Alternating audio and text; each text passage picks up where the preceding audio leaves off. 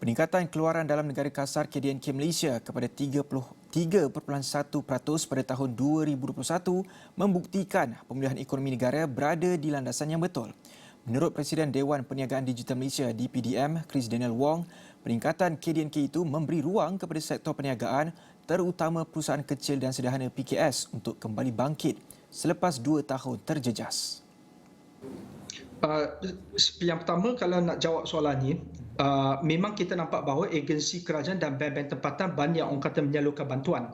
Tetapi seperti mana pihak perniagaan selalu sebut, mereka masih mengamalkan orang kata tapisan ataupun due diligence yang masih sama seperti pra-pandemik. Dalam 2 tahun ni banyak perniagaan yang tidak untung. Jadi apabila tidak untung, mereka tidak boleh dapat pinjaman dan sebagainya. Jadi isu ini masih kita ketengahkan kepada pihak-pihak agensi dan pihak-pihak bank yang berkaitan supaya mereka mempunyai modal pusingan untuk memulakan perniagaan. Yang kedua, tarif elektrik yang telah naik mendadak sebanyak 18% akan mengakibatkan harga barangan juga akan terus naik.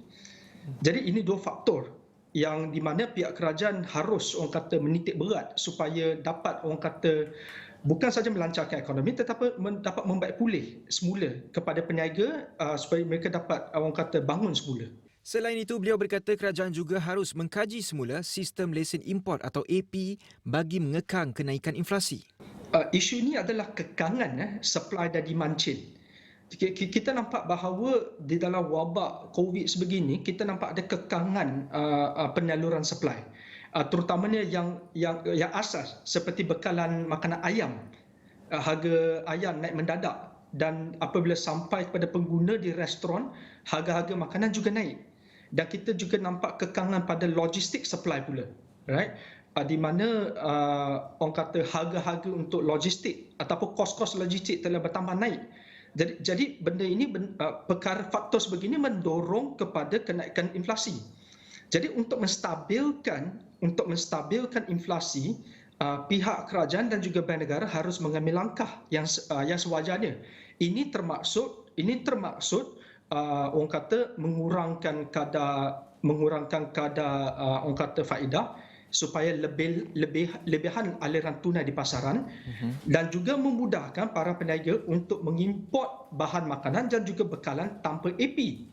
Yang saya selalu sebut ialah AP. Kekangan AP sebegini telah orang kata mengakibatkan mendorong kenaikan harga barangan. Bukan saja harga barangan mentah tetapi juga harga barangan-barangan untuk pembuatan sektor-sektor pembuatan elektronik dan sebagainya. Jadi kerajaan kena harus kaji semula sistem AP sebegini supaya dapat mengekang kenaikan inflasi. Terdahulu, Ketua Perangkawan Malaysia Datuk Seri Muhammad Uzi Mahidin memaklumkan ekonomi Malaysia tahun lalu berkembang pada 3.1% berbanding pengucupan 5.6% pada tahun 2020.